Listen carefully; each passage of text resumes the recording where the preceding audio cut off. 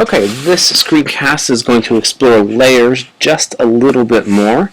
You already had the intro to layers, just kind of show how they worked. We're going to talk about adjustment layers. So adjustment layers allow you to manipulate your image without actually damaging the image. And actually Lightroom does this. This is sort of the way Lightroom works, is you can make all those adjustments without actually damaging it. It's non-destructive editing. It may be that you're going to be doing some things in Photoshop. You're going to want to do adjustment layers on your images in Photoshop, not necessarily do things in Lightroom and import it and go back and forth. So you can do that here. So basically, you have a lot of the same options here in Photoshop that you do in Lightroom for making adjustments. You can access them from here: image mode, or excuse me, adjustments, brightness, levels. I'm going to get into those at a later time. What some of those do: vibrance, hue, black and white, photo filter. You have a bunch of choices here. But if you were to go in and do something here, like levels is one that I use commonly. If you were to change the levels and change the move it over there, get that out of the way. Oops, I have to wait till I move that. But if you were to change things, make it darker, make it brighter, and if I were to hit OK, I would be doing that to the image permanently. Okay, so I couldn't ever change it. However, if I go to Layer and Adjustment Layer and go to Levels, I can give it a name. Just call it Levels 1 for right now.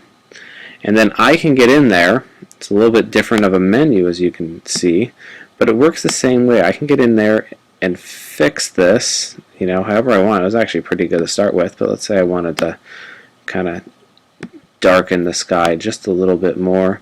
I can do that, and now it's saved there. And if I can close this out, and it's there. I can go back to doing this. But if I ever want to change this, I can just go over here, double click, and it comes right back. So it's an adjustment layer that sits on top of things.